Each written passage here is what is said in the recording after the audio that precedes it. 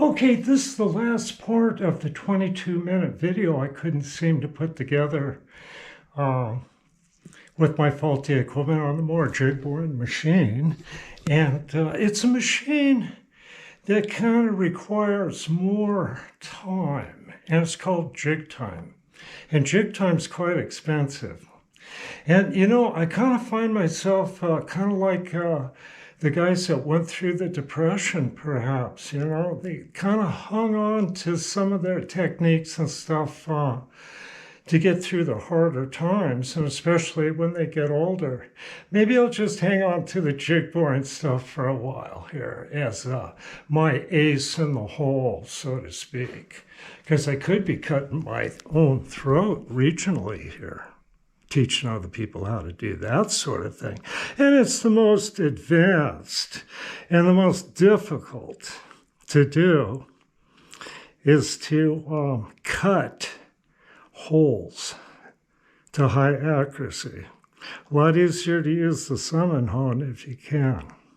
Okay, enjoy the video. I don't think the contact's really very good. Well, actually it is good. Haven't looked at it for a while, it's perfect. Okay, now the way the spindle is in there, there's a gap in the middle. That's why there's that, I forgot about that, that it's that wide. So it rubbed the die off here and here, and it's good enough. So if it, the worst case scenario is if it is just grabbing up here, and then it causes the thing to rattle in the spindle. Or if it's just grabbing here, it under stress, even though it's being pulled, it can flex a little bit. So that's why you have this contact, okay? Now, if it's not contacting, like it appears to be contacting slightly more up here, but it's doing fine here. And if I wanted it to contact a little more here, I would put this in a lathe and take a little lapping compound on a piece of lead and work it back and forth. Or perhaps a small diamond hone would work too. I believe I've done that. And where is that? Oh, right here. Let me set that down. Okay. That's a small diamond hone, 150, 320, famous company. And that's just like the stuff on the diamond wheels for the cutter grinder, right? So if I wanted to contact more, I'd get this going in a lathe and I'd just start working this area here a little bit. With the spindle nose contact and 2 points on this shank. I hope I'm holding it up far enough. I'm probably not. I'll try that again. If I want more contact here, I would hone it here, okay? If I needed more contact here, I would hone it there, where this, where the bands show up. And it's just a tiny amount, you know. You can use diamond hone or a clover compound on a narrow piece of lead works. Or you could, I don't know, maybe a piece of curved cast iron or something, but it's not a big deal, and it's usually not very much. But I just wanted to show Ron that, especially and other guys that have these jig boring machines. Okay, so I will clean that off.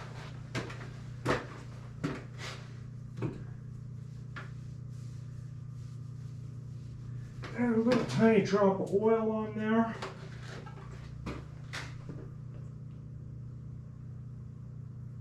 And I'm going to smooth it around, just a film of it. Now you've got to consider how this thing can stick and season to something, because it's actually got to rotate on that taper before the thread engages and kicks it out. So this is something you have to be very careful of and have clean. But the advantage of this system is that it returns into the millionths of an inch run out.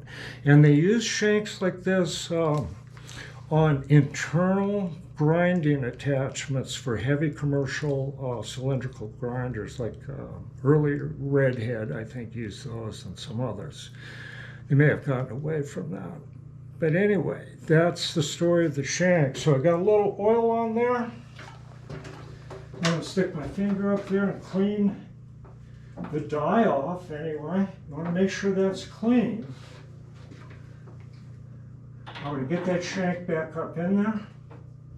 And you got to remember to tighten this a little bit, or it'll fall out on you. So I got the wrench on there, I'm choking up on it, and just a little snug, just snug. You know, not out here ham-hand and stuff like you do with your Bridgeport. The guy that showed me how to use this machine says, the Bridgeport, the fantastic machine that does absolutely every single thing, but nothing particularly well. Well, okay, how I'm living without the Bridgeport is with this jig borer and that old horizontal mill. So to replace a 2,000 pound or so Bridgeport, I have 9,000 pounds and lots more horsepower.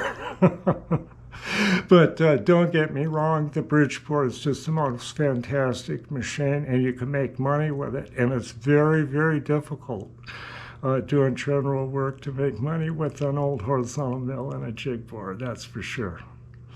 So I guess I was gonna add this to another video, but I guess this is almost a video in itself.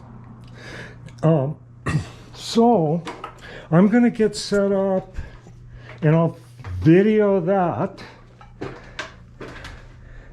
and get those holes drilled in there and show just some of the things I use here to do basic stuff.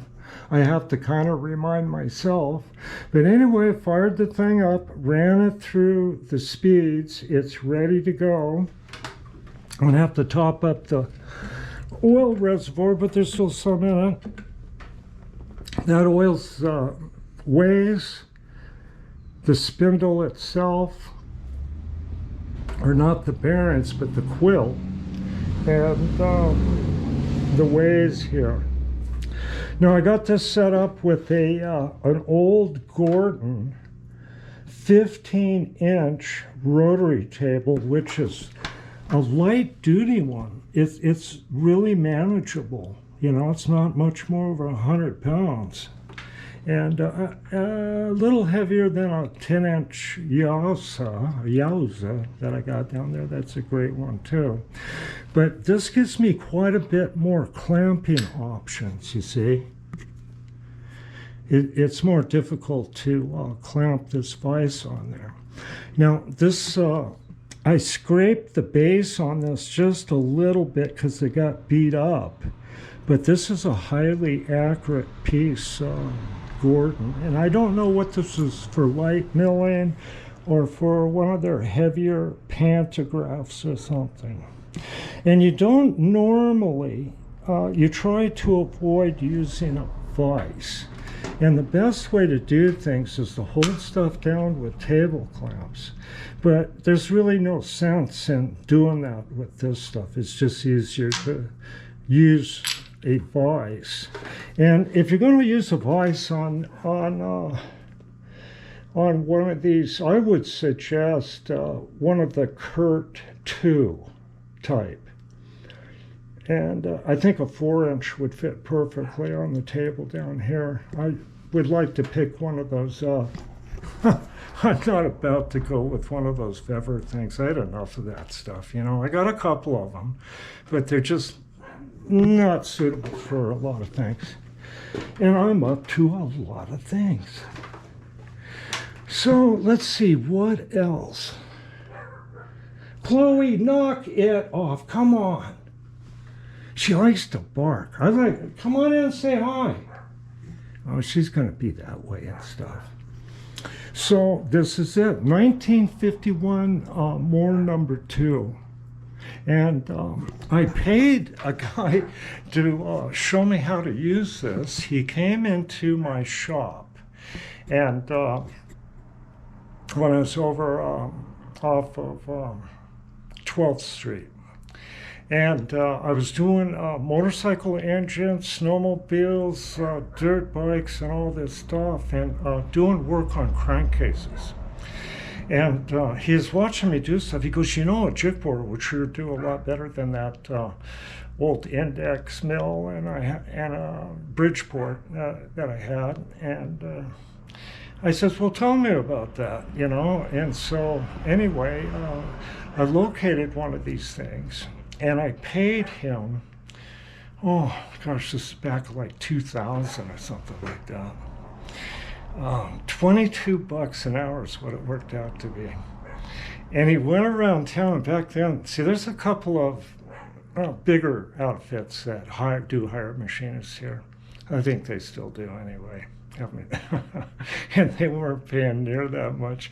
And another business owner, power sports guy, real connected stuff, had a talk with me about that I can't be paying people. The old guy I paid knew most everybody back then. And he goes around, he goes, "Don't paying me 23, 22 bucks an hour." It kind of made people mad. So I don't know. That's a good story about local, what do they call that, small town dynamics. You better look out. You know, you get disappeared doing stuff like that, huh? Business is another aspect of this. And one of the things that I wanted to say about, you know, something like a jig borer or this old stuff like that, you can't really have a machine shop anymore, but you can certainly enhance a business. You know, if you have a business, a farm or something like that, you know, you might need this stuff because you won't be able to find anybody in business that can afford to be in business. Okay, well, I'm going to call this a video, and I'll be back, and I'll just keep talking about this as I use it, and I'll be using it more. I'll use more of the more. Okay, it is officially in the afternoon now, and I'm probably going to take a nap. Okay, I call that good on the jig boring videos for the time being. Like I say, some channel support would be needed to go further in that direction because videos take longer, takes better equipment, and more of my time. But of most beneficial, I think, at this point in time, is if I continue. I can only do short videos, but I can do short videos on the tool and cutter grinder and adventures there. So stay tuned for more of that, and hopefully you'll support the channel, and I'll be able to add more content such as jig boring.